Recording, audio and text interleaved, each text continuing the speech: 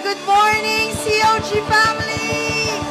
If you are ready to praise and shout the name of Jesus, come on, give your best clap offering.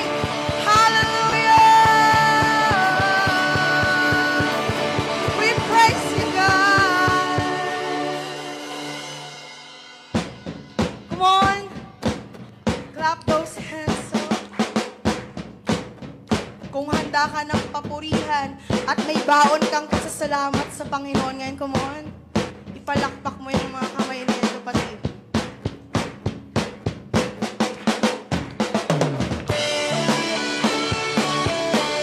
And together as one church, we will declare and shout His name today. Come on.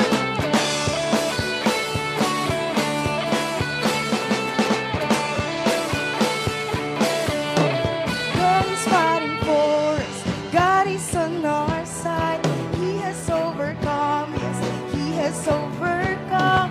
We will not be shaken. We will not be moved. Jesus, You are here. Pwede bang isigaw mo yan? Come on. Hallelujah.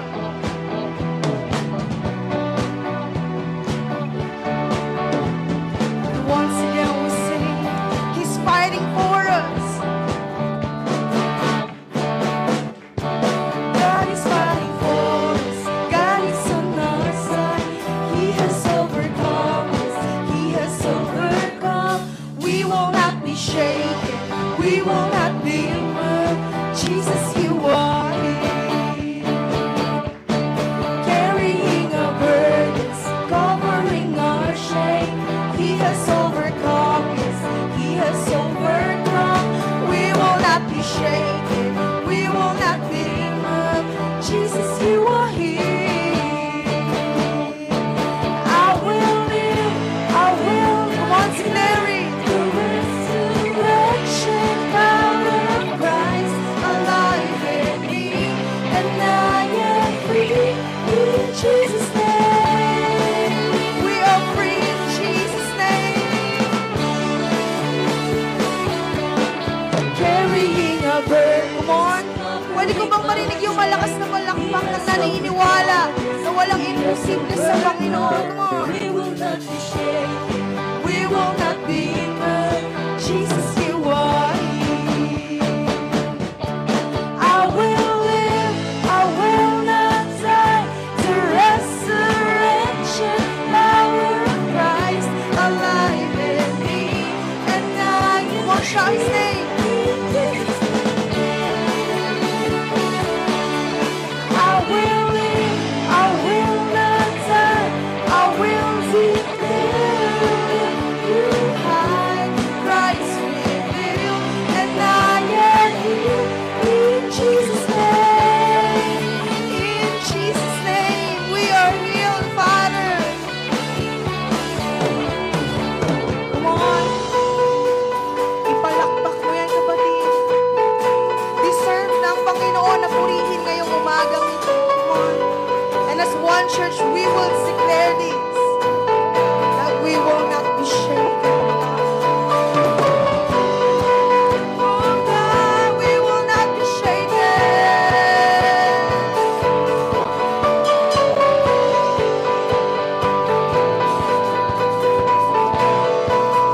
Come on, we sing. God is fighting for. Come on, declare it. Let the darkness lighting up the kingdom that cannot be shaken. In the name of Jesus, enemies, come on, we shout it. And we will shout it out. God is fighting for. We're pushing back the darkness. Lighting up the kingdom that cannot be shaken. In the name of Jesus, enemies, they are defeated. We shout it. Shout it out. God is fighting for. Come on, church, declare it. Lighting up the kingdom that cannot be shaken.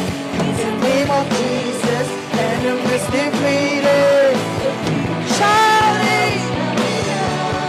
God is fighting for us, pushing back the darkness, lighting up the kingdom that cannot. In the name of Jesus, enemies defeated. Shout it out.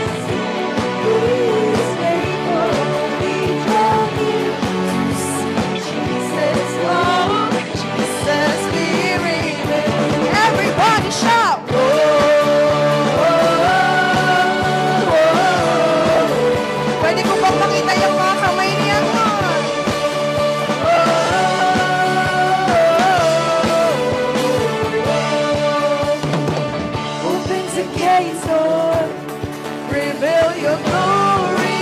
Open the nations, open the nations, establish your kingdom. Yeah, yeah, yeah. Open the heavens, pour out the Spirit. Jesus, Spirit, fill God. We're singing now. God is here. God is here. Come on, lift up those hands.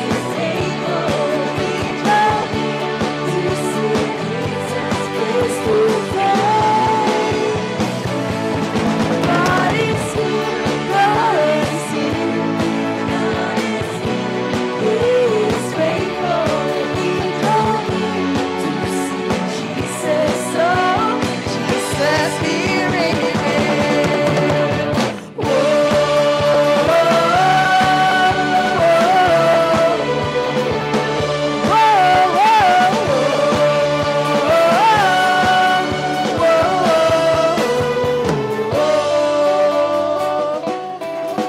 Be revealed in the midst of us, Panginoon. Indeed, that you are holy, God. You are holy.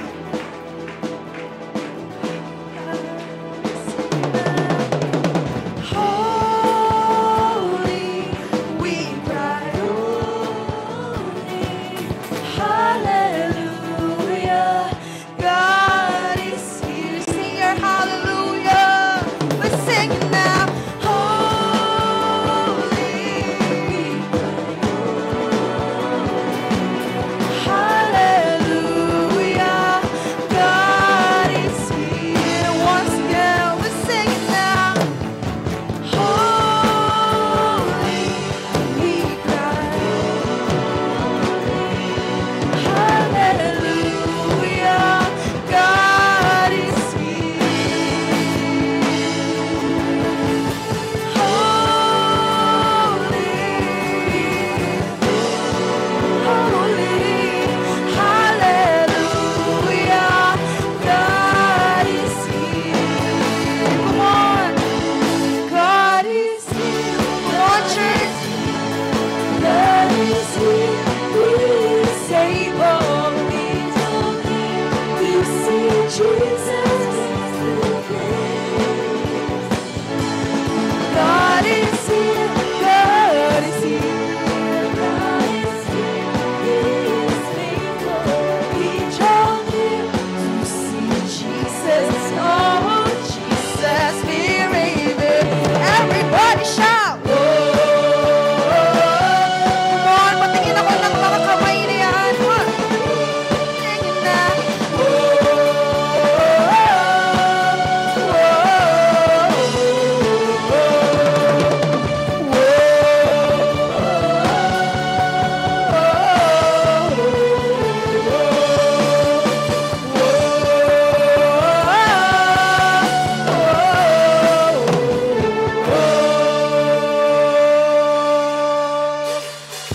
Hallelujah.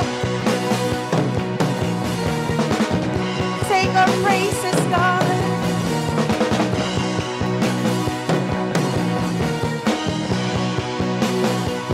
Come on, sing. Search into word. Come on, church. That's what we found. Your freedom. That's why we come on, shout it. You carried the cross. You died and rose again, my God. I'll only ever give my all. Hey. Once down we sing. You sent us, come on, church. From heaven to earth. You delivered a song. It's eternally heard. I searched for truth, and all I found is you, my God. I only ever give my all. Jesus will. Come on, lift those hands. Whoa, oh, oh. Alam ko may mas itataas pa yan kapatid para sa Panginoon. Take it all. Take it all. Once again we sing. You sent your son from heaven to earth. You delivered a song, it's eternally heard.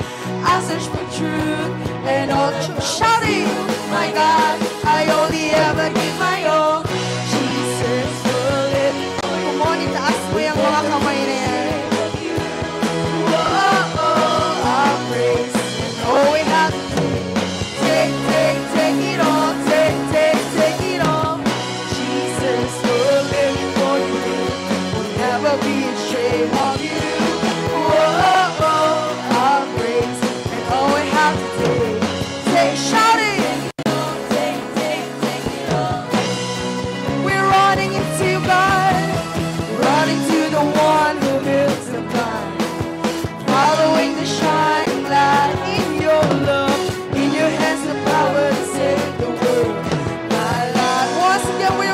to you, God. Running to the one who is the God. Following the shining light. In your hands the power to save the world. My life. Come on. Alam kong may mas ilalakas pa yan. Come on, church. Hey! Come on. Hallelujah.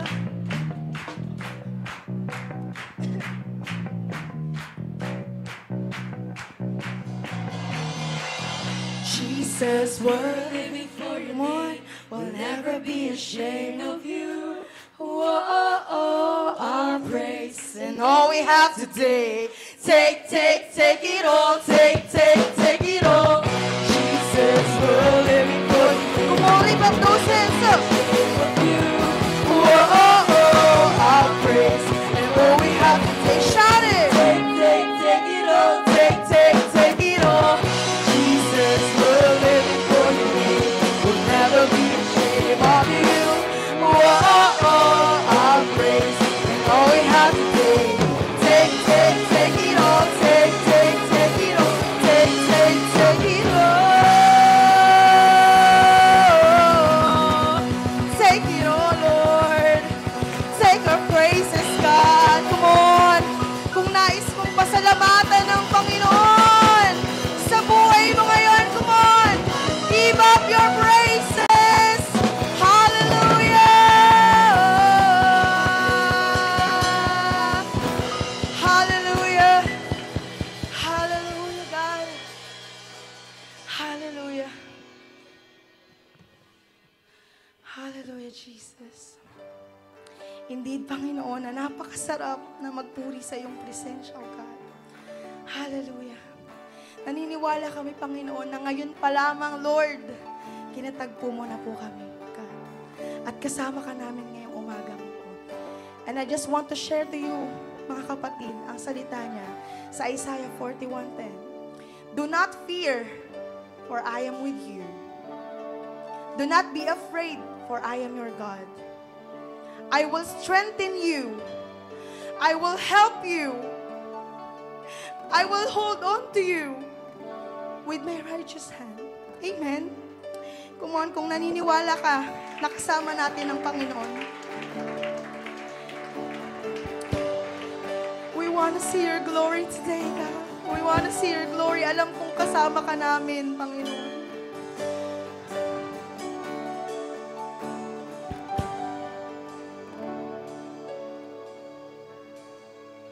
There is beauty in the ashes,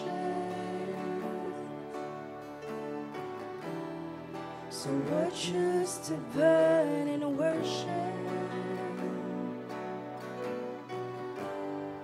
Though the world may drown you, whisper in the silence, I surrender and breathe you in.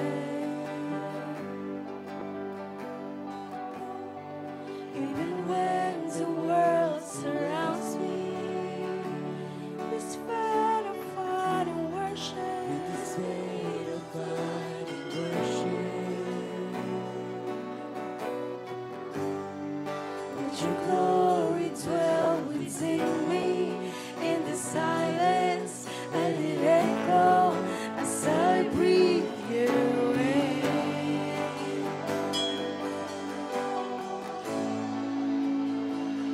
'Cause there is glory in the fire, I'll burn for you. The lifted eye, I see your glory in the fire. I lift my praise. Lord, let me worship like a flame, rising into your throne of praise. I see your glory, glory, your glory in the fire.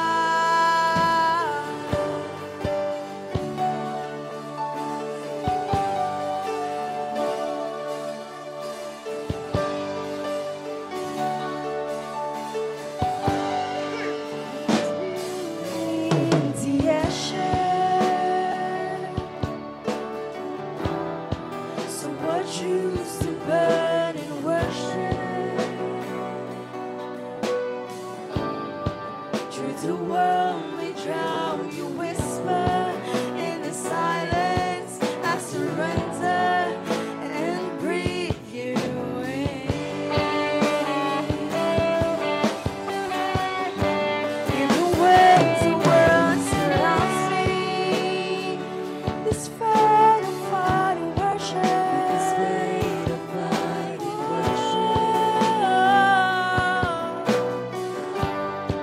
let your glory dwell within me. In the silence, let it echo as I breathe you in. I'll breathe you in. 'Cause there is glory in the fire I burn for you. Be lifted high, I see your glory in the fire. I lift my praise. Lord, let me worship like a flame, rising into your throne of grace. I see your glory, glory, glory, glory, glory in the fire. I burn for you. Be lifted high, I see your glory in the fire. I lift my praise. Lord, let me worship you. Rising into your throne of grace. Oh, I see your glory, glory, glory, glory. I see your glory, glory, glory.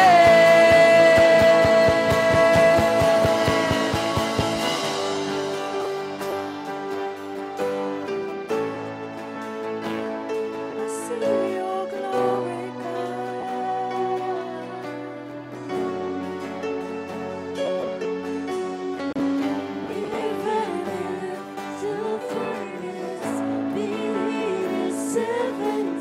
more. Lord, watch me burn for you. Even if to worship, to die 1,000 deaths more. Lord, watch me die for you. Even if the furnace be heated 7 times more, Lord, watch me burn for you. Even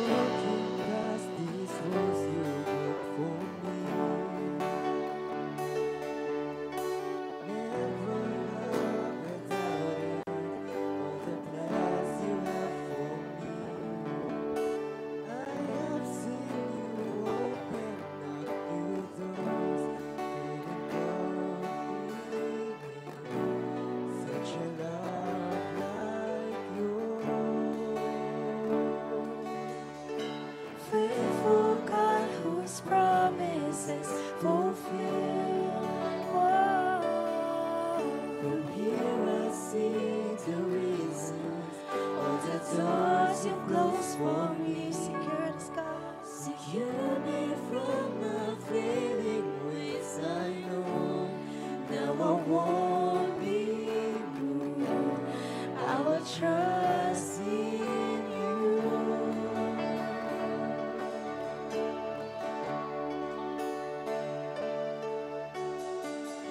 My God has never failed me yet.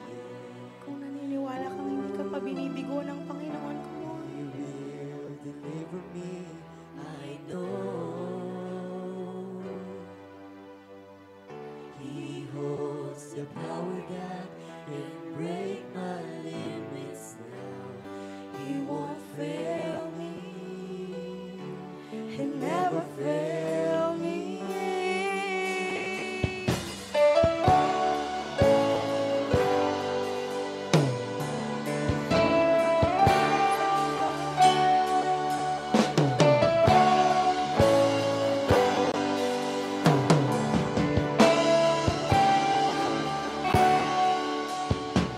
Faithful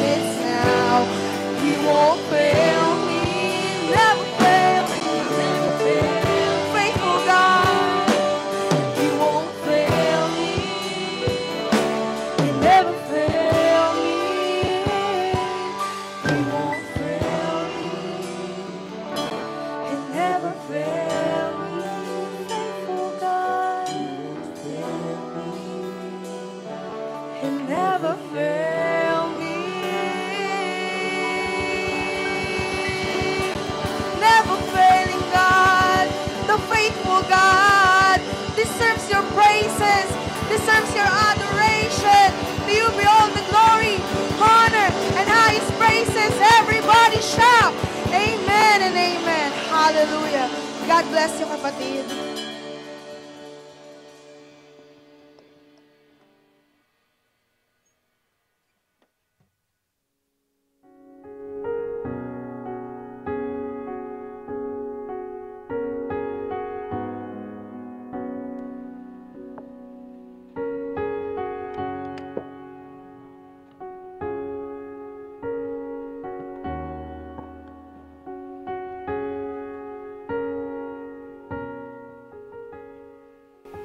Hello! Blessed Sunday morning to everyone. It's a rainy Sunday morning. O, morning pa naman. Okay, sige, minsan papakita natin, hindi tayo giniginaw. Pumalakpak tayo na malakas sa Panginoon. Amen. And we are live today, and we would like to welcome all our viewers in our live stream. And we pray that this ministry, the Church COG Angono, will minister to you right now for whatever situation you may be in today. Amen. Hallelujah. Okay, this is the first Sunday of the month of December, and we would like to introduce to you a new theme series. Amen. Dahil Pasko ngayon, okay, kaarawan. Siyempre, una natin naisip pag buwan ng Disyembre, ay ang kapanganakan ng ating Panginoon. It's Jesus' birthday. So this is our theme for the month of December. Everybody, go! Okay, so it's all about Jesus, meaning sa bawat linggo po na pupunta nyo dito sa church, ang inyo pong mapapakinggan na mensahe ay patungkol sa ating Panginoong Hesukristo. Bakit kailangan po natin na paulit-ulit na ipakilala ang ating Panginoon? Okay, so John 17 verse 3 po, ito po ang nakasulat. So you may know Him as the true God and Jesus Christ, the one you sent. Okay, so yung word na know sa John 17 verse 3, ito po daw ang eternal life. Ang makilala ng mabuti ang Diyos na buhay at tunay na Diyos at ang Panginoong Hesus. So yung the word know, it means to have an intimate relationship. Because hindi mo siya mamahalin, hindi mo siya pagkakatiwalaan pag hindi mo siya talaga kilala. So we need to know Jesus Christ. And Christianity, being a born-again Christian, it's not a religion. It means you will enter into a relationship. Hindi ito patay na relasyon, kundi buhay. At alam natin, pag gusto nating lalong lumalim ang ating relasyon, the more that we need to talk to Him, listen to Him, worship Him, serve Him. Amen? Kaya nga sa ating buhay Kristiyano, napaka-importante na tayo lagi nananalangin. Kasi pag lagi mong kausap, doon na-develop. Yung mga mag-ano dyan. Diba? Nagsimula yan sa pa-text-text, tapos yung mamaya usap-usap. Ayan, ngayon, mag-asawa na. Diba? So, ganun po ang ating relasyon sa ating Panginoon. And for the part 1 of our series, this is our topic, When Jesus Was Amazed. Okay. Alam niyo ba na hindi lang tayo ang hinahanapan ng Diyos para siya ay mamangha, kundi ang ating Panginoon Jesus, namamangha din siya. Okay? So, ang alam ko, kaya tayo nandito, di ba, para pasayahin natin ang Diyos, di ba? Huwag po kayong pumunta dito sa church just for the people. Never in mind na pag ikaw isang malagong Kristiyano, hindi ka pupunta sa church dahil sa tao. Pupunta ka dito sa church dahil alam mo, dito ka katatagpuin ng ating Panginoon. Kasi ang tao, wala kaming kakayanan para kayo pagalingin, para kayo iligtas, para kayo pagpalain. It's only God. Lahat po tayo dito, umaasa lang sa ating Panginoon. Kasi sige, pumalakpak ang kasama kung umaasa sa Panginoon. Okay. So alam niyo po, bilang mga Kristiyano, ngayon, Disyembre na. So magtatapos na po ang year 2024. Wow, ang bilis ng panahon, no? Okay, at ang gusto ng Panginoon, kung paano ka nagsimula na punong-puno noong January, gusto ni Lord matapos ang Disyembre o ang taon na ito, punong-puno pa rin ang pananampalataya mo. Kasi marami tayong makikita. Diba ko, kung ako lang ang nakakakita. Maraming tao, sa una lang, mainit, magiling, di ba? Mainit, magaling, at talagang very ano siya, yung kanyang faith, mataas. At minsan, yung ibang Kristiyano naman, pag galing sa mga convention, galing sa mga revival, may inatina ng mga crusade, paglabas niyan, sobrang init. Pagkakanta yan, malakas pa sa song leader. Di ba? Parang yung ugat dito, mapatid-patid na, di ba? Talagang, pati yung katabi niya, ingay. Di ba? Pero pag gumatagal na, medyo nawawala, nababawasan. Pag umatin ng service, wala lang, naka-attend lang, nakikisabay lang. Minsan nayayamot pa. Tagal naman ng kantang yan, hindi ko naman alam.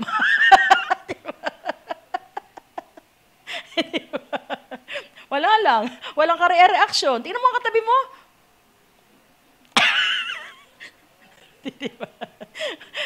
Hindi ba? Kailangan may attendant, ganito. Tapos ang init-init niyan, Pastora, wala pa tayong gawain. Pastora, kailangan, ganito gawin natin. Pastora! Pero pag nawawala na, unti-unti, wala na. Di ba? Hindi mo na makita. Okay, ngayon, ako po ilang taon ng Kristiyano at ito po ang aking obserbasyon at nakita. At akin na-discover, ang mga Kristiyano, hindi yan nagpo-fall out dahil sa Diyos. Natural, okay? Nagpo-fall out yan o kaya nawawala o kaya nababawasan, tumitigil ang kanilang pananampalataya dahil sa itong dahilan. Una, tragedy. Tama po ba? May dumating na trahedya sa buhay ng isang tao, minsan na isang Kristiyano, ang tendency, pag hindi puno at matatag ang iyong pananampalataya, minsan sisisihin mo pa ang Panginoon. At sasabihin mo pa, bakit ako? Ang bait ko naman, di ba? Ang bait ko naman, pero bakit ako? Ano yun? May bagyo ba? Ano yun? Okay. In Jesus' name. Okay. Palakpakan natin ang Panginoon. Okay. So, una, trahedya. Pangalawa, trahedya ba yun? In Jesus' name. Okay. Minsan, problema. Okay? Problema minsan ang nagpapawala o nagpapabawas sa ang init ng ating pananampalataya. Tingnan mo ang katabi mo, mukha bang may problema? Siyempre, hindi magpapahalata, nasa church eh. Kaya minsan, sinasabi ng mga kasambahay natin, alam mo, mabuti pa lagi kang nasa church. Kasi pag nasa church, nakangiti ka eh. Pag nasa bahay, lagi kang nakasimangot eh. Sabi mo sa katabi mo, parang totoo lang. parang true to life to ah. Okay. Minsan, personality. Okay, bakit personality? Pag yung ating character, hindi nag-jive, alam mo, na parang pag hindi pa tayo patay sa ating sarili, minsan hindi tayo papayag na tayo'y ma-criticize. Amen? Ayaw ng mga tao na tayo'y mapuna sa mali nating ginagawa. Huwag ako. Kasi alam mo sarili mo, ikaw si Mr. Right, lagi kang tama. Kaya pag tinatamaan, nasasaktan, hindi na uma-attend. Okay, personality. Pang-apat, past. Yung nakaraan natin, na minsan masakit ang nangyari sa atin. Mga kapatid, if we continue to look on our past, hindi tayo maka-move on. Di ba? How many times will I tell you? Lahat ng nilikha sa atin ng Panginoon, that even the parts of our body, wala yan sa likuran. Lahat pa forward. Tingnan nyo, mata ninyo. Di ba? Forward. Kamay, forward. Paa, forward. Ano lang ang nasa likod?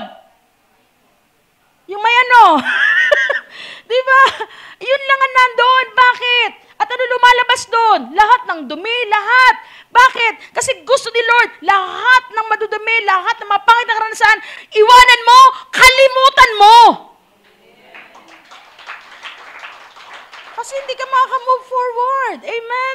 Okay, panghuli, and this is the, I think, ito ang matinding kasalaan, Minsan kasi inisip natin, that's the doubt, na nagpapatigil sa ating faith, but no. Sa panahon ngayon, ito ang malakas. Needs, pangangailangan. Tama po ba? Kung makikita natin, mga kapatid, na mas malaki yung needs kaysa sa Diyos, That's the time na ang paningin mo magiging blurry, okay? Magiging blurred. Ibig sabihin, malabo. Hindi mo na nakita yung magandang purpose ng Panginoon sa buhay mo. Hindi mo makita yung magandang plano ng Diyos sa buhay mo. At higit sa lahat, hindi mo makita na mas makapangyarihan ang Diyos kaysa sa problema mo. Sige, palakpakan natin ang Panginoon. Kasi mas nakikita mo na ngayon yung pangangailangan eh. At ito pa minsan, mga kapatid. Okay, ito yung aking nadiskubre, ito ang aking nakita. Kaya kailangan maging matatag tayo, full of faith, at hindi lang full, kailangan nag-overflow ang ating pananampalataya. Minsan ito nangyayari sa maraming Kristiyano. Nung walang kita, di ba? Panginoon, hirap na hirap ang buhay ko. Paano ako makakaahon? Pastora, pag-pray mo ako. Sige, attend ka every Sunday. Attend ka every, talagang attend niya, maaga pa yan. Di ba? Pero ito problema. Nung may kita, ay, nako po.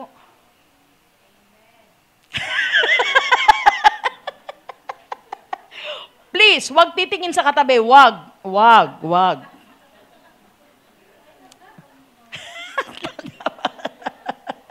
Nung may kita na, hindi na nagpapakita. Kumustahin mo? Nasa sister? Nandun sa Boracay. Huh? Di ba? Eat like this. Swimming like this. Di ba? Sabi si grabe si Pastora. Ayaw man lang kumambyo. Ito pa, nung nawalan uli ng kita, ayan, si sister. Nandiyan na naman siya. Nagpaparamdam na naman siya. Di ba? Obserbasyon ko lang po ito, no? Sa aking higit 30 taon na paglilingkod sa Panginoon, yan po ay aking naobserbahan. Siguro kayo man. Amen po ba? Okay. Kaya nga gusto ni Lord, maging puno tayo, kung di man puno. Pero sabihin niya, Pastora, imposible na hindi nababawasan. Oo, ako din, aminado ako. Nababawasan minsan yung init ng aking pananampalataya. Pero ang mahalaga, nagpapatuloy ka. Kasi pag nagpatuloy ka, si Lord din, patuloy na gagawa sa'yo at titiyakin ni Lord, laging puno ang pananampalataya mo. At iyan mahirap pag hindi ka nagtuloy. Paano ka pupunuin uli ni Lord? Kasi ang tanging magpupuno sa ating faith ay ang ating Panginoon. Hindi ang ating kapatid. Ano po? Si Lord. Everybody say, sabi mo sa katabi mo, si Lord ang magpupuno sa iyo.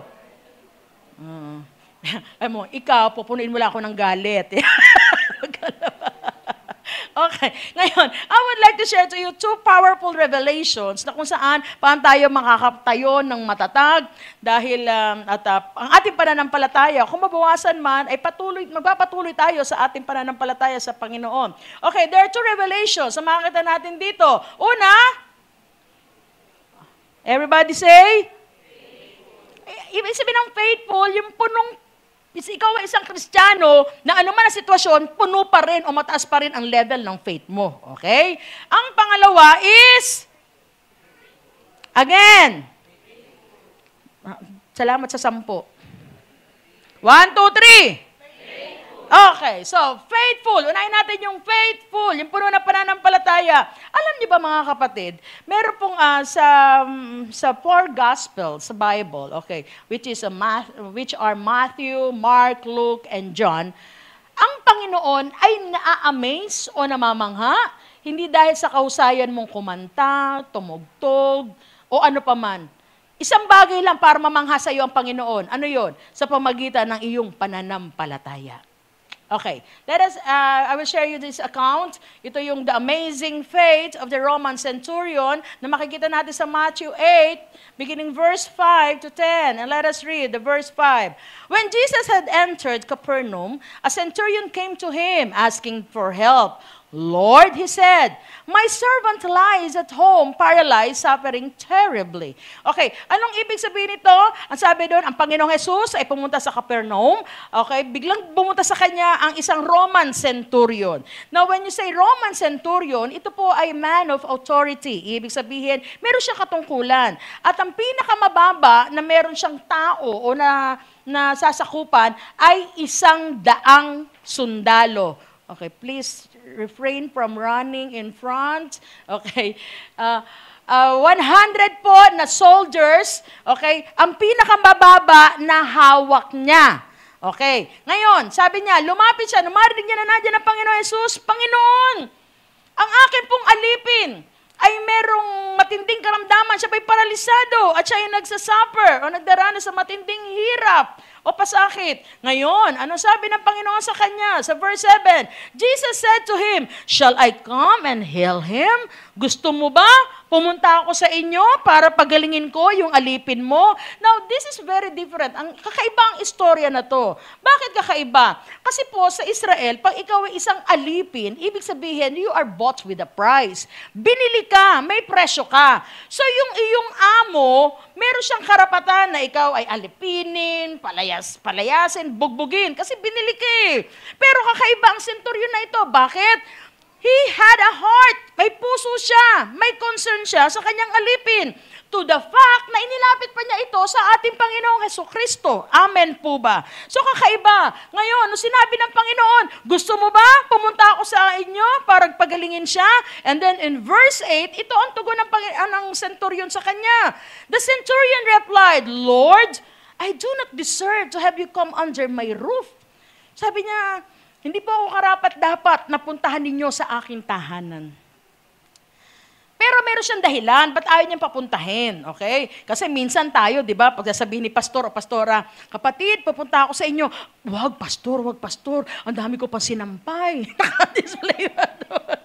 Yung aming bahay, hindi malinis. Pero to centurion na to, iba ang dahilan niya. Sabi niya, wag niyo na po akong puntahin, hindi na po ako karapat-dapat.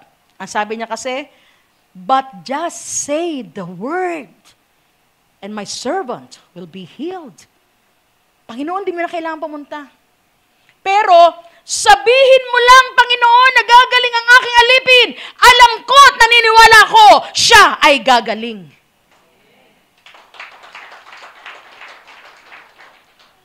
For I myself am a man under authority, with soldiers under me. I tell this one, go, and he goes, and that one, come, and he comes. I say to my servant, do this, and he does it.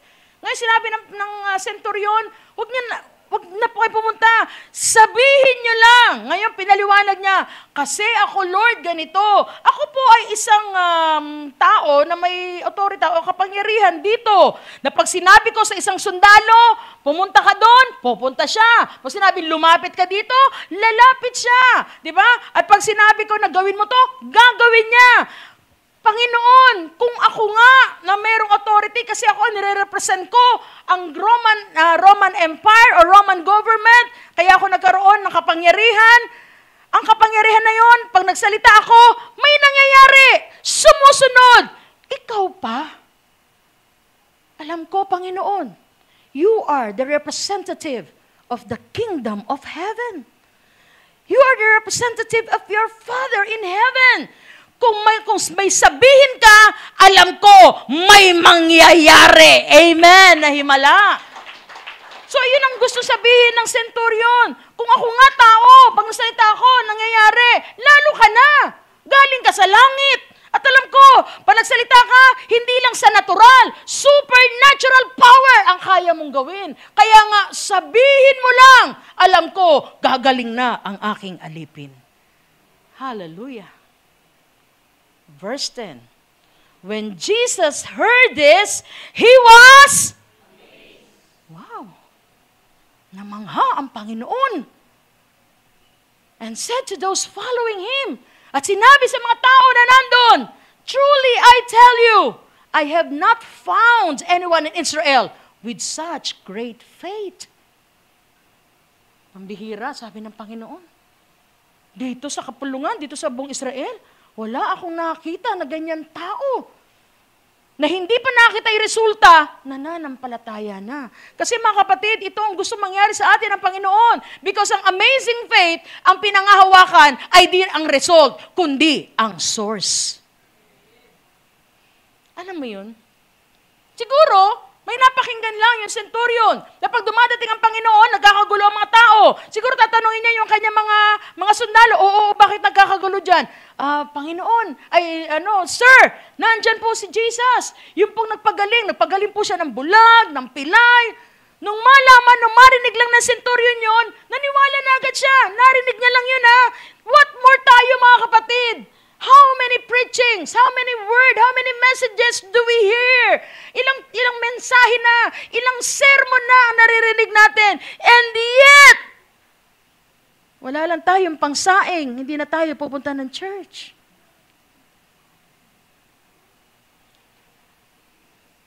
Doon namamangha ang Panginoon. Doon namamangha ang Panginoon. Kasi, kung ikaw, lahat tayo, nagpe-pray tayo. At pag hindi natin nakita ang resulta, ito minsan ang nagpapabitaw sa atin kay Lord, sa ating faith Akala ko ba, totoo ang Diyos? Wala naman pala. Sometimes we declare our faith, I am healed, I am blessed. Tapos pag wala ka nakita resulta, ayawan na. Hindi pala totoo yun Kaya nga namangha ang Panginoon Dahil wala pa siyang nakita resulta, hindi pa nga niya pinapunta sa bahay, pero sa puso niya, alam niya, magaling na yung alipin niya. Ikaw kapatid, ngayon na nakaupo ka, naniniwala ka ba? I don't know kung anong dinadala mo ngayon problema. Alam ko, may mga bayarin ka, pero maniwala ka! Mamaya pag-uwi mo, bayad na yan!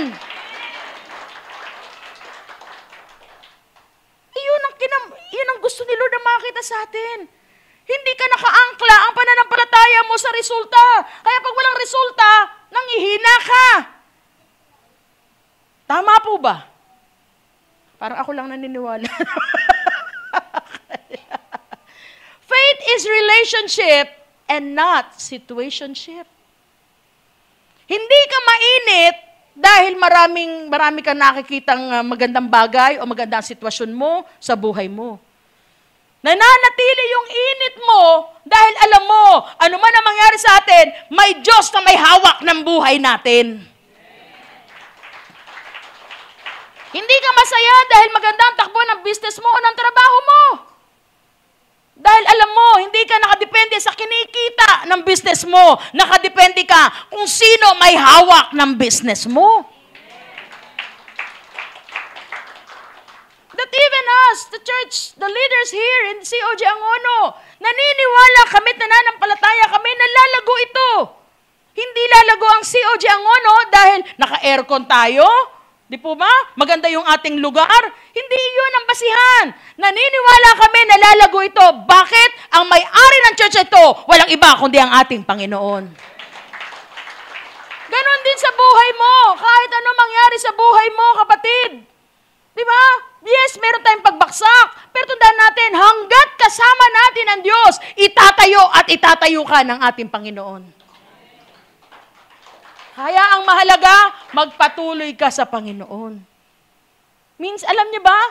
God has an unlimited power to do His will and plans in our life. Hindi maano yung kanyang kapangyarihan. Tuloy-tuloy yung kapangyarihan ng Panginoon. Ang problema, tayo. O halimbawa, ngayon, ibibigay na ni Lord sa'yo, nasaan ka ngayon? Wala ka. Paano mo tatanggapin? Wala ka Sabi niya, anak, ngayon ibubuhos ko na. Di ba? Kasi gusto ni Lord, ang test, alam niyo ba, ang test ni Lord every Sunday? Matthew 6:33. Seek ye first the kingdom of God and His righteousness. And all these things will be added unto you. Hebrews 11:6, those who seek Him diligently will be rewarded. Pero kung ikaw tamad kang hanapin at unahin si Lord, aasa ka? Amen? Kaya nga mga kapatid, alam niyo po, marami ng Kristiyano ang napalayo sa Diyos, nawala ang pananampalataya, humina, nabawasan ng init dahil sa trahedya, problema at pangangailangan. Kaya nga mga kapatid, ang gusto ni Lord, i-keep natin ang ating relationship. Alagaan natin ang ating relasyon sa Panginoon. Kasi ito ang mahalaga. Lagi tayong sinasamahan ng ating Panginoon. Hindi tayo magtatagumpay dito sa mundo on our own. Magtatagumpay lang tayo dahil kasama natin ang makapangyarihan na Diyos. Now, isang bagay din na nakapamangha sa Panginoon. Kung yung una, yung Roman centurion, namangha siya because of his great faith, di ba, naririnig niya lang, pero pinanghawakan niya na yon at sobrang na siya naniwala. Meron ding instance o meron ding istorya sa Mark 6, beginning verse 1 to 6, na kung saan namangha din ang Panginoon. But this time, this is different. Kasi bumalik ang Panginoon sa kanyang hometown, sa Nazareth, at doon nagturo siya sa sinagoga. Nung magturo siya, nandun yung mga kababayan niya. At sabi niya, wow, napakahusay niya ngayon, gumagawa pa ng himala. Hindi ba iyan si Jesus, yung anak ng karpintero na si Jose, at nanay na si Maria? Paano nangyari yan? Saan siya kumuha ng kapangyarihan? Siguro yung iba nagkomento pa, di ba yan si Jose? Ay si Jesus? Si Jesus yan? Di ba yan kalaro ko lang yan sa Jolen tsaka sa text? Bakit ngayon nahusay na magturo? Ano nangyari? Nung marinig yun ng Panginoon, ano nangyari? Sa verse 5 ng chapter 6, He could not do any miracles there, except lay His hands on a few sick people and heal them. He was, again, He was at their lack of faith. Namamangha din ang Diyos. Namamangha ang Diyos sa tindi ng pananampalataya mo. Namamangha din ang Diyos pag wala kang pananampalataya. Sasabihin ng Panginoon, pambihira ka, anak. Ang dami na nangyari sa buhay mo. Nagkatrabaho ang asawa mo, nagkatrabaho ang anak mo, di ba? Tapos ngayon, wala ka lang 500. Matamlay ka na? Ano yan? Yung iba nga sobra. Nagkaroon na, nakapagpatayo na ng bahay, maganda na yung kalalagayan, pinagaling sa sakit, pero 1,000 lang. Pastora, ano akong pamasahe, Pastora? Ano yun? Si Lord na-amaze din sa'yo. Pambihira naman tong anak ko. Ang dami ko nang gilawang himala. Ang dami na naranasan. Tapos ngayon, 500 lang. Ay, Panginoon, hindi naman di ba? Kaya nga dalawang bagay, ba't namamangha ang Panginoon eh? Kawalan ng pananampalataya. At lalo na ang Panginoon, sabi doon sa Jeremiah, pag ang pananampalataya mo wala na sa Diyos, ang pananampalataya mo nasa tao na. Kaya nga sabi sa Jeremiah 17, sumpain ang mga tao na umaasa sa kapwa-tao. Alam niyo ba yun? May curse. Pag umaasa ka na sa kapwa-tao mo, at hindi ka na umaasa sa Diyos. Kasi nga, ang amazing faith, ang faith niya nakasalig kay Lord, sa source. Ang tao, negosyo, trabaho, ang tawag dyan, resources. Do I made myself clear? Resources. Kumbaga, si Lord ang pinakapuno, channels yan. Yung business mo, channel lang yan. Trabaho mo, channel lang yan. Yung kapatid na nagbibigay sa'yo, channel lang yan. Pero pwedeng mawala yung business mo, pwedeng mawala trabaho mo, pwedeng mawala si kapatid. Pero pag umaasa sa source, kaya pa rin niya mag-provide ng panibagong channel para sa'yo. At iyon ang gusto na mangyari sa atin ng Panginoon. You depend on the source and not to the channels. Or the resources. Resources. Hindi po ba? Okay, so yun yun. Ngayon, tandaan natin. Sila mga tao ngayon, gusto lagi mahimala, tumanggap ng himala, gawa ng himala ni Lord. Pero tandaan natin to ha, seeing a miracle is not a guarantee to change your belief.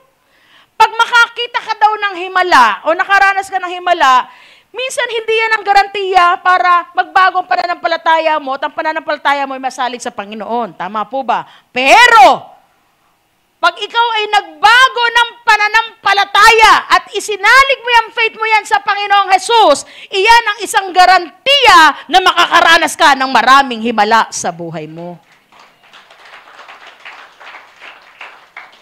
Huwag kang maniwala dahil nakakita ka lang ng himala. May himala wala, kailangan kang maniwala. Dahil alam mo, makapangyarihan ang Diyos. Kahit anytime, pwede siyang gumawa ng himala sa buhay mo. At pag ang Diyos gumawa, hindi siya tumitingin sa edad mo. Hindi siya tumitingin sa tinapos ang pag-aaral mo. Ang tinitingnan ni Lord, yung pananampalataya mo sa Kanya. At hindi rin siya tumitingin sa sitwasyon na ekonomiya ng bansa. Kahit baksak ang ekonomiya ng Pilipinas, kaya ka pa rin pagpalain ng ating Panginoon. Naniniwala po ba tayo dyan? Hallelujah. Okay. So, yun po yung una, namangha ang Panginoon because the centurion, the Roman centurion, had full of faith. Grabe yung kanyang pananampalataya. Okay, pangalawa, pumunta tayo doon sa faithful. Okay, another story that I will share to you, ito yon sa Acts 6 verses 1 to 5. Being faithful. Si Stephen. Kilala niyo po ba si Stephen? Alam niyo po ba si Stephen? 2 chapters lang sa Bible nabanggit ang pangalan niya. Particularly in Acts 6, chapter 6 and 7. Si Enoch nga, isang verse lang eh. Pero naitala sila. Ibig sabihin, namangha ang Panginoon sa kanila, kaya naitala sila sa Bible. Anong ibig sabihin nito mga kapatid? Wala po yan sa patagalan o pahabaan. Matagal na akong Kristiyano, wala yan. Hindi yan na sinusukat ng Panginoon. Kung matagal ka ng Kristiyano o hindi. Ang importante sa Panginoon, malalim ka sa iyong pananampalataya sa Kanya.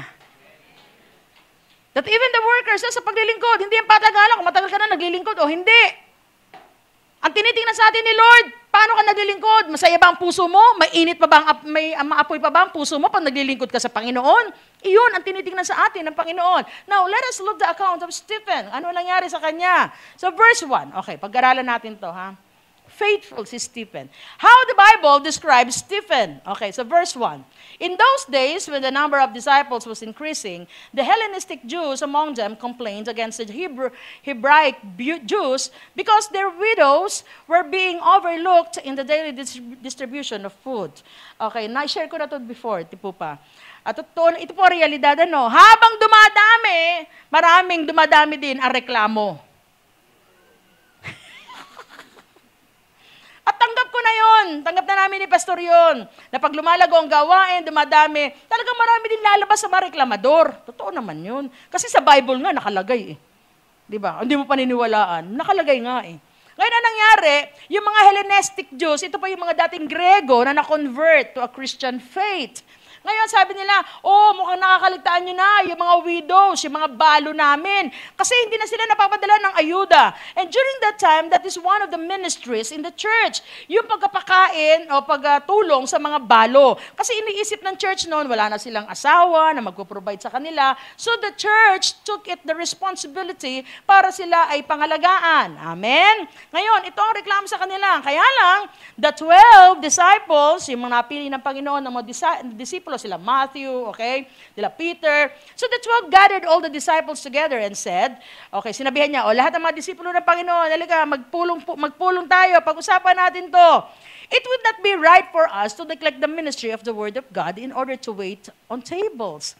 Sabi nung 12, ngayon napaparami na tayo, kailangan pumili na kayo. Kasi kung kami pa ang gagawa, kasi ang ministeryo namin ay sa pag-aaral ng salita ng Diyos at pagtuturo ng salita ng Diyos. Siguro naman hindi na namin kayang kunin niyang responsibilidad na yan na kami pa ang magdidistribute ng mga ayuda.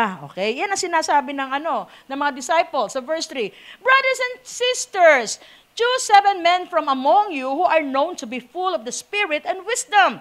We will turn this responsibility over to them and will give our attention to prayer and the ministry of the Word. Sabi ng mga disipulo, kami, ang concentration na lang namin ay pananalangin, pag-aaral at pagtuturo ng salita ng Diyos. Pwede ba? Pumili na lang kayo ng mga tao, 7 na mga kalalakihan na puspos ng Espiritu Santo at puspos ng karunungan. Bakit ito ang requirement? Kasi naman, no Acts chapter 3, naalala niyo po ba? Nung nangaral si Pedro, ilan agad ang na-convert? 3,000. 3,000. Ibig sabihin, ilan libo doon? Ang balo, siguro mga 1,000. Akalain niyo yun? Pag hindi ka puspos ng Espiritu Santo, kasi siyempre, yung iba magrereklamo, bakit sa kanya 2 kilong bigas? Ba't sa akin 1 kilo lang? O, di ba? Alam mo, pagpuspos kasi, kailangan mo ng may control ka sa sarili mo. Kahit gusto mo ng, alam mo, kodyakin, naku, Minsan, hindi, kailangan, control ka pa rin eh. Di ba, may mga taong gano'n na kahit anong gawin mo, parang ay, hindi maging masaya. May yung iba, gusto lagi sa kanya lahat. Di ba? Akin to, akin to, akin to. Bakit sa kanya? Tapos, sa kanya na lahat, maninilip pa sa iba. O bakit siya may gano'n? Di ba? Ba't ang pencil niya may pangbura? Ba't sa akin wala? Ano ba yun?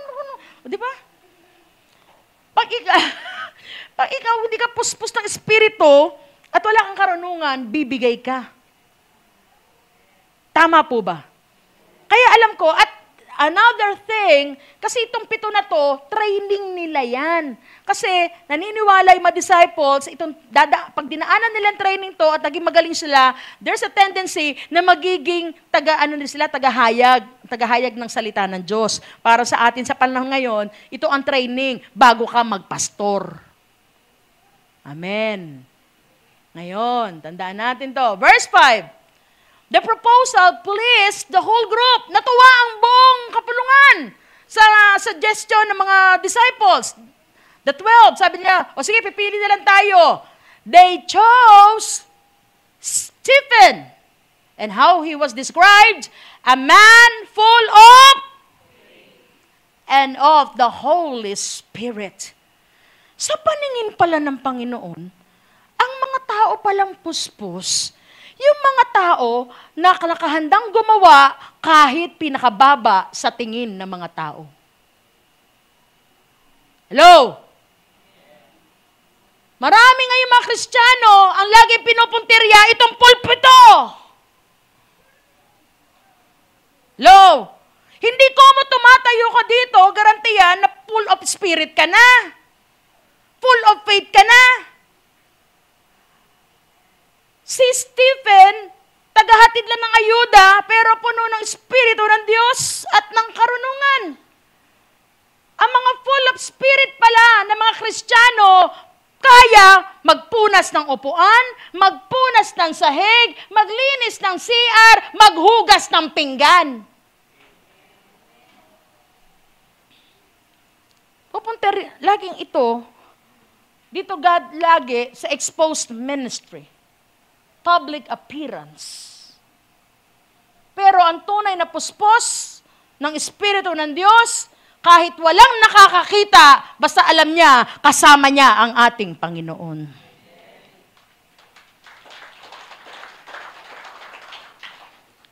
Iyan, kaya nga how Stephen was described in the Bible. That's full of the Spirit. Kasi mga kapatid, tandaan natin to ha, yung naglilingkod ka na kahit tagapunas ka lang, tagawalis ka lang, masaya ang puso mo, basta naglilingkod ka sa Panginoon, lalapit ka, Pastora, ano po pwede namin gawin? Hindi yung hintay mo na, a-assign ka pa na, okay lang ito, ganito. Pag naramdaman mo na, ay, may nakita ka ng dumi, kuha agad ng walis. Di ba? Yun naman puno ng Espiritu ng Diyos. Kasi nakita mo, bakit puspos na Espiritu ng Diyos yun? Kasi alam mo, ang church, tahanan ng Diyos. At ayaw mong makita na marumi ang tahanan ng Diyos. Yun ang mga puspos. Nakita mo na nakatambak, ang daming kalat eh. Yung mga baso, nasa gilid. Oh. Di ba? Bato-bato sa langit. Nag-iiwan. Iligpit. Kung saan nilalagay. Yung iba, kakain ng bubblegum, pagpasok, bubblegum. Tapos gaga, at lalagay sa ilalim ng upuan. Tapos next Sunday, hanapin, dito ko lang nilagay yun. Saan ba yun?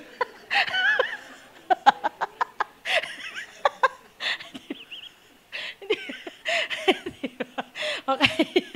Sabi dito, mga kapatid, dila natin ha, pag ikaw ay Kristiyano, mag-e-end up tayo sa paglilingkod sa Panginoon. Bakit? Mark 10:45. Sabi ng Panginoong Hesus, ako'y napunta rito para hindi paglingkuran, para maglingkod. Hindi po tayo mananatiling nakaupo. Ano po? Pag 5 years, ilang years ka na, nakaupo ka pa rin. Aba, kung gusto niyo maglingkod, basahin po natin ang unang Korinto 12. Kasi nilagay doon ni Apostol Pablo na tayo isang katawan. Marami tayong gamit. Merong mata, may tenga, may bibig, may hands. Ibig sabihin ng hands, service. Tagapaglingkod ka, okay, tagalinis, tagaluto. Yan, service po yan. Tagakamay. Di ba, pag may darating, asherets. Paglilingkod po yan. Amen po ba? Kasi mga kapatid, tandaan natin, pag humarap tayo sa Panginoon, sa Matthew 25:23, ito lang ang makakarinig ng well done. Well done, my good and faithful. Oh. Paano na? Ba't di ka naglingkod kay Lord? Pwede naman, okay, pwede naman. Halimbawa, nanampalataya ka ng buong puso, nanalig ka kay Lord, tinanggap mo siya bilang Panginoon. Kaya lang, ito lang po mangyayari. Ano po? Pag ikaw humarap na sa Panginoon, sabihin, Lord, nanampalataya ako sa inyo, na ikaw ang aking Panginoon sa tagapagligtas. O sige, kaya lang, hindi ka naglingkod. Kaya sasabihin sa inyo, Lord, welcome! Pasok. Pasok na. Huwag mo lang hintayin yung good and faithful servant. Hindi ka nga naglingkod eh. Iyan lang ang sasabihin niya, yung mga servant. Pero pag hindi, papasukin ka naman sa langit. Kaya lang, welcome! O sige, tuloy ka na. Pasok. Yung iba naman, mahalaga na sa langit. Okay lang. Kaya lang mga kapatid, may awarding po tayo sa langit. Alam niyo po ba yun? Sabi sa Matthew 5:11-12, di ba sabi niya, kung kayo ay pinaparatangan ng mga mali sa aking pangalan, pabayaan niyo sila, manampalataya kayo, magtiwala kayo, dahil dinadagdagan lang ng ating Panginoon ang inyong gantimpala. Oh. May awarding po doon sa langit. Kaya ikaw, pag doon tayo sa langit, magkakaalaman tayo kung sino talaga yung naging faithful sa paglilingkod kay Lord. Kasi naglingkod ka naman, di ka naman naging faithful, pag anong-gaanong ka rin. O hindi ka rin sasabihan ni Lord ng ganyan. Kasi nasabihan lang niya, yung magali, yung mahusay, mabuti, at naging tapat na tagapaglingkod. Kasi marami naman, nagiging worker, pag anong-ganon. Kikita, parang submarine ba, lulubog, lilitaw, ganun ba? Diba? Nakakatuwa, minsan nandyan, minsan nawala. Pero maglilingkod, ganyan. Mga kapatid, paalala po ito lahat sa atin. Ano po? Ano po? Okay, so sino lang daw masasabihan ng well done, my good and faithful? Kaya sabi mo sa katabi mo, maglingkod ka na. Yan. Okay, ngayon, sabi mo sa Acts, sa verse 8, now Stephen, a man full, okay, another one. Paano din describe si Stephen? A man full of God's and, wow, grace and power. Yung grace, ang ibig sabihin yan ay tender. Alam niyo yun, yung soft-hearted. Diba? Ganyan ang Panginoon sa atin. Pero, sabi doon, with power din. So, ibig sabihin, tenderly top si Stephen. Alam mo yung tenderly top? Yung matapang pero may puso. Yan. Para mga lalaki, di ba? Pag sa harap ng mga kumpare, iba to, pare. Pero pag uwi ng bahay, maglaba ka! Sige, lalaba ko. Diba? Tapos, mga tatay, pero kaya mag-alaga ng bata, di ba? Di ba? Si Stephen, ganito po ang ibig sabihin ng grace and power. Si Stephen, nagagalit, pero hindi magagalitin. Nasasaktan, pero hindi matampuhin. Nawawala sa mood, pero hindi toyoin. Tingnan mo katabi mo. Yan. Yan ang ibig sabihin ng grace and power. Iba kasi yung nagagalit sa magagalitin. Alam mo yung konting kibot lang, galit na. Iba yun. Walang grace, walang power yun. Iba naman, nasasaktan, na-offend, pero hindi matampuhin. Pagkatapos nun, ay okay na ako. Diba? Tapos iba naman, okay, minsan wala ka talaga sa mood, pero hindi ka naman toyoin, maya may toyo ka. Hindi lang toyo, topak pa. Diba? Okay, so iyan pong ibig sabihin nun. Okay, now, so verse 15. Ngayon, ang nangyari, inutusan ng mga tao doon kasi nangaral si Stephen, tapos actually may mga himala pa rin siya nangyari. Kung babasahin po natin ang chapter 6, ano po. And then, inutusan ng mga teachers of the law na humanap ng testigo para pabulaanan na mali ang ginagawa ni Stephen. Sabi nung sabi nung maling false witnesses, sabi nila, ayan, si Stephen po. Sabi niya, parusahan niyo yan. Kasi kung ano tinuturo niyan, pinapabulaanan niya yung mga katuruan ni Moses. Di ba? Kung ano sinasabi niyan. Ngayon, anong ginawa? Dinala siya sa Sanhedrin, sa pinakamataas ng mga parang opisyales ng mga Hudyo. Ngayon, ito nakita nila na siguro habang nakatayo doon si Stephen, kung ano sinasabi ng iba, yan, sinungaling yan. Kung ano siguro sinasabi sa kanya. Baka yung iba, binabato pa siya ng kung ano-ano. Pero tinanin nyo, nung tinignan na mabuti ng mga Sanhedrin, ng mga opisyales, ng mga teachers of the law, when they looked intently at Stephen and they saw that his face was like the face of an... Wow! Alam mo yun? Ikaw yung Kristiyano, marami kang labanan, marami nagkikriticize sa'yo, marami nagsasabi against you, pero ang mukha mo, angelic pa rin. Parang hindi naman mukha. Alam mo yun, yung nababanaag pa rin, yung liwanag ng Panginoon sa iyong mukha. Diba? Kasi meron kang pananampalataya. Oo, pangit man ang sitwasyon ko, pero sa isang iglap, kayang baguhin ito ng aking Panginoon dahil siya ang may control sa lahat ng bagay. Because you have faith. Diba? Marami man nagsasalita na against sa akin, okay lang yun. Ang mahalaga, ikaw, itama mo yung ginagawa mo sa harapan ng Panginoon. And let the Lord, hayaan mo ang Diyos ang gumawa sa kanilang mga buhay. Pero ikaw, para maghigante, hindi na sa'yo yun. Si Lord na ang bahala doon. Amen? Kaya nga, si Stephen, gano'n ang sitwasyon niya. Very angelic pa rin ang face niya. Wow, I cannot imagine. Paano ko na-imagine yung mukha ni Stephen, di ba? Siguro habang binabato siya, habang kinikritise siya, nakaganon pa rin siya. Bato pa. Hindi bagay. Parang ano. Ay, pastora, tigilan mo. Hindi bagay sa'yo. Di ba? Di na mga katabi mo, mukha ba mukhang anghel? Anghel ng...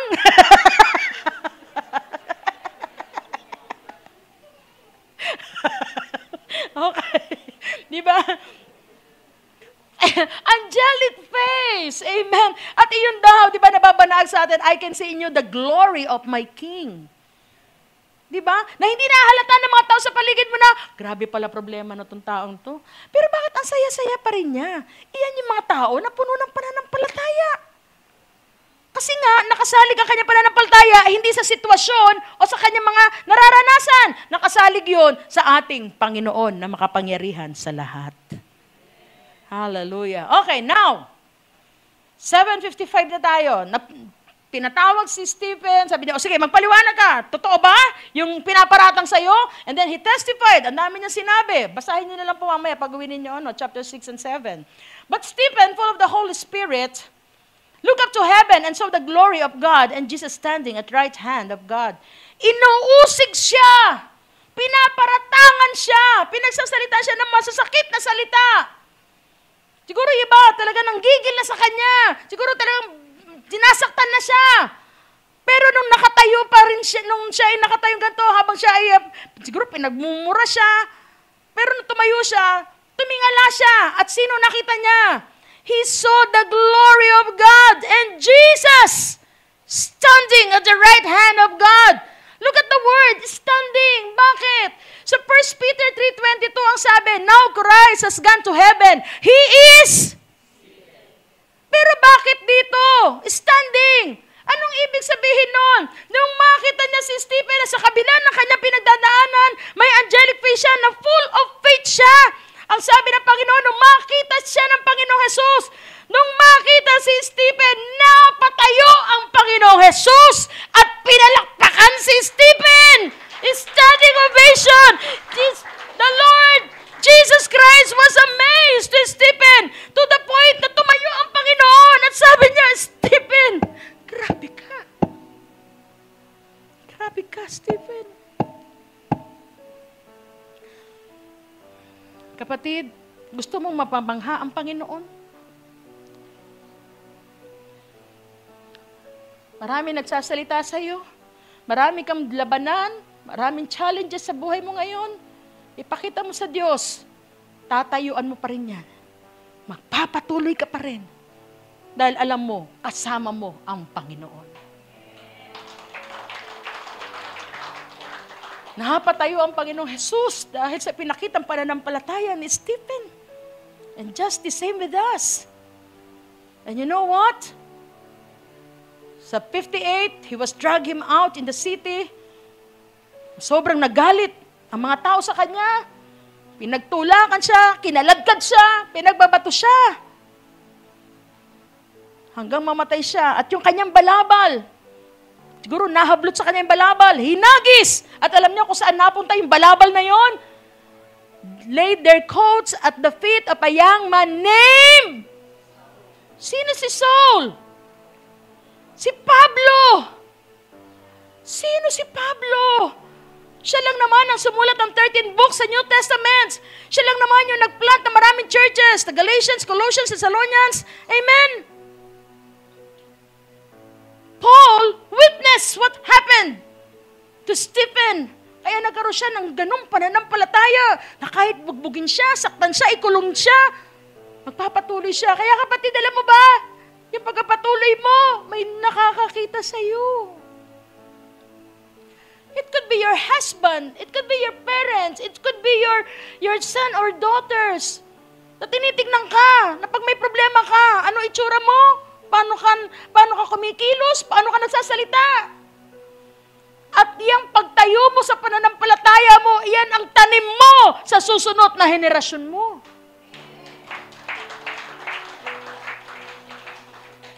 Gusto mo magkaroon ng great faith yung ating next generation?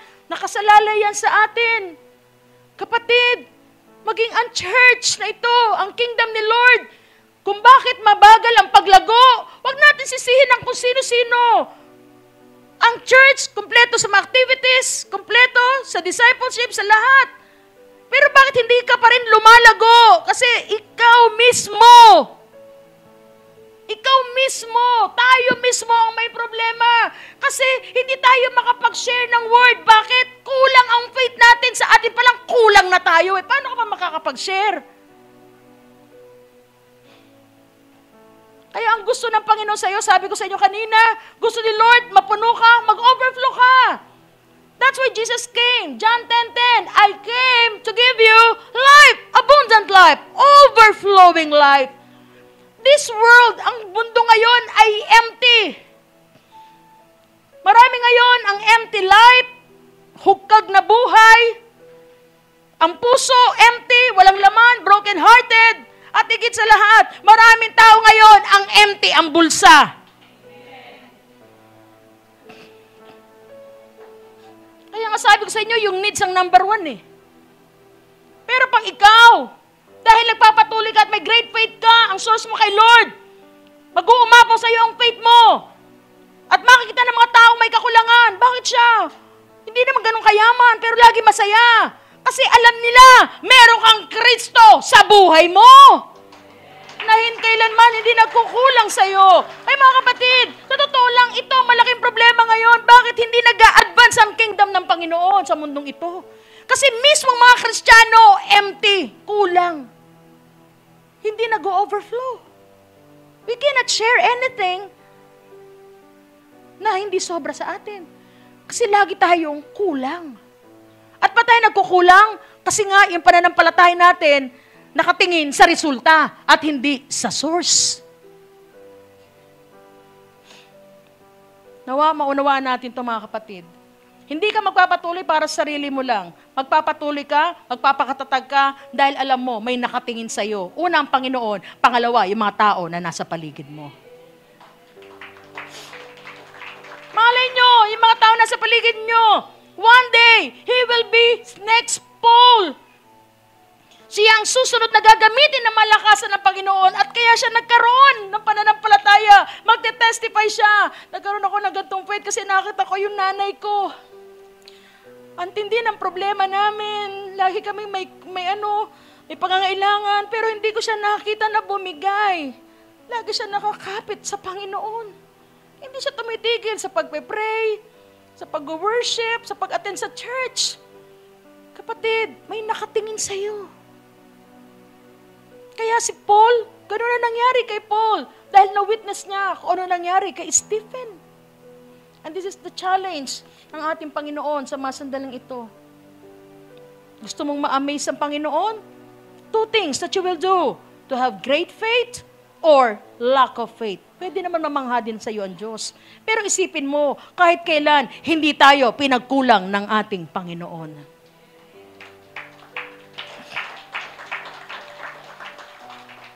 Gusto mo rin ba na mapatayo din ng Panginoong Hesus sa iyo? Gusto mo ba, kapatid? Pwede naman. Kung ngayon, tatayo ka din. At sasamba ka sa Panginoon kahit ang bigat-bigat na dinadala mo ngayon. Ipapakita mo. At alam mo, dudungawin ka ni Lord bulat sa langit. Sabi, grabe talaga tong anak ko. Sobrang bigat ng problema pero narito pa rin sa akin. Marubdob at mainit ang puso na ako'y sinasamba. Naniniwala ba tayo na may kapangyarihan? Pangalan pa lang ng Panginoon. Sige po, kung naniniwala, tumayo ka, kapatid. And let us declare this.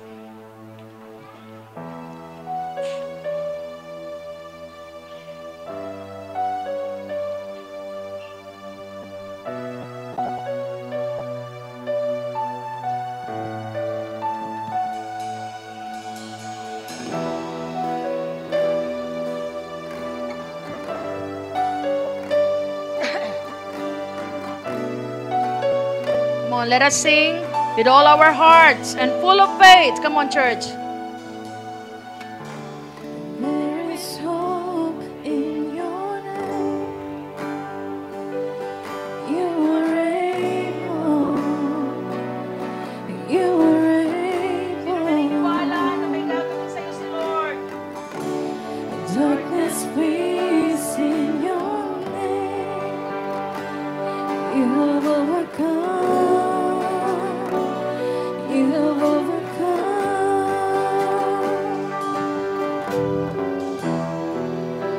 Sin is ending. Hell is shaking at the mention of your name. Hearts are burning, lives are changing as we see your name. Lahat ng naniniwala sa Panginoon. Your name is victory.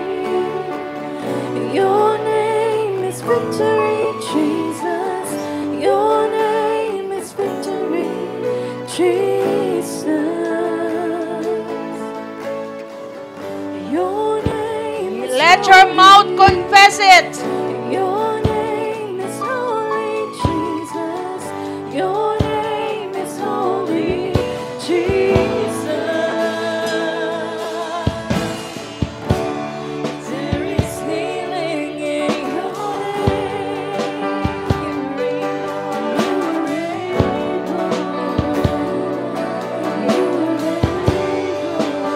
Ano man ang hinihiling mo sa Panginoon, sampalatayanan mo na.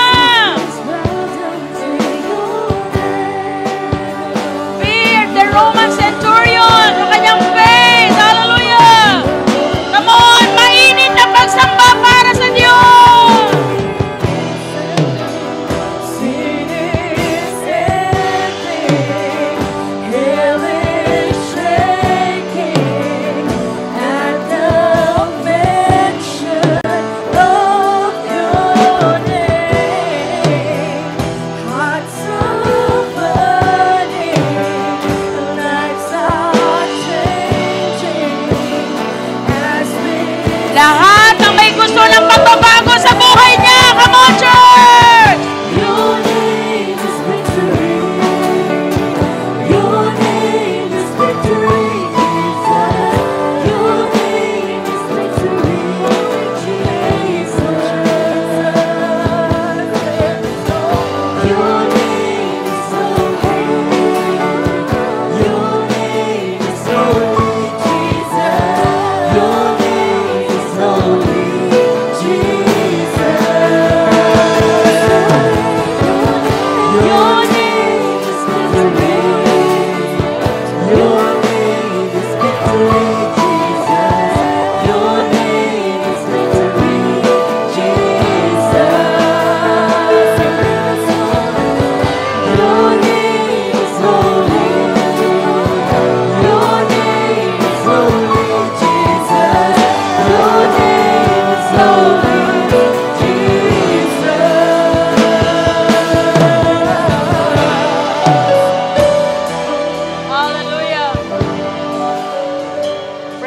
God. Hallelujah. Lord, narito ang iyong mga anak, Panginoon, na tinaniman mo ngayon ng pananampalataya, O Lord. Ano man ang aming kalalagayan ngayon, O Diyos, salamat at tinuruan mo kami na maniwala kami hindi sa resulta, kundi sa iyo na aming source, Panginoon. Dahil mawala man, Lord, ang mga channels na ito, pero ikaw, Lord, kaya mo pa rin gumawa ng another channel, Panginoon, sa aming buhay, para, Lord, mapunuan kami. Lord, narito ang aming mga puso na nakahanda for more miracles na gagawin mo sa aming mga buhay. Salamat po, O Diyos, na naunawaan namin ng lubos na namamangha ka sa mga Kristiyano na nanatiling tapat at nagpapatuloy sa iyo sa kabila ng lahat ng mga kahirapan na aming dinaranas. Lord, let our lives, gamitin mo po ang aming mga buhay, O Diyos, na mapatuloy kang mamangha, Panginoon. Hindi dahil sa aming mga ginagawa, kundi sa aming pananampalataya sa iyo. And give us, Lord, a teachable heart, submissive heart, at higit sa lahat, Panginoon, ang aming puso, O Diyos, ay patuloy na mag-alab na maglingkod sa iyo, Panginoon. Na ano man ang aming sitwasyon, O God, patuloy kami mananalig na ang Diyos na aming sinasamba, ang Diyos na aming pinaglilingkuran, ay Diyos na mananagumpay! Hallelujah! Come on, church! Hallelujah! Give it the glory.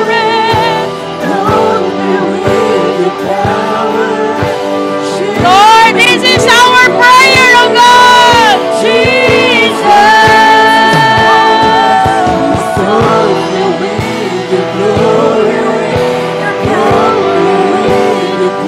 Hingin natin kay Lord doon! Oh, hallelujah! Yes, Lord! God is able! God is able! Hallelujah! Jesus!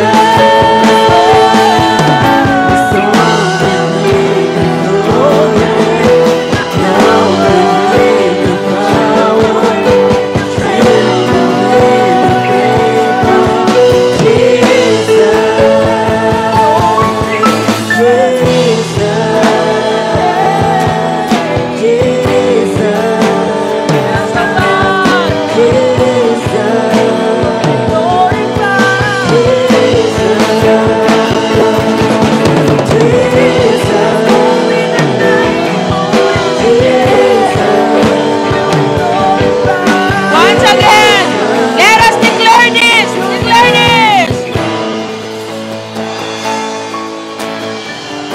Your name is victory. Declare it. Your name is victory. Your name is victory. Jesus. Parinig natin sa Panginoon yan. Come on, let's declare it. Your name is holy. Your name is holy, Jesus. Your name is holy, Jesus. For the last time. Your name is victory. Your name is victory, Jesus. Your name is victory, Jesus. Yes, O Lord. Hallelujah. Your name is holy. Your name is holy, Jesus. Your name is holy, Jesus. Oh, yes, O Lord. We thank you. We bless you, O Lord. To you alone, O God. All the glory. All the honor. All the adoration. Hallelujah.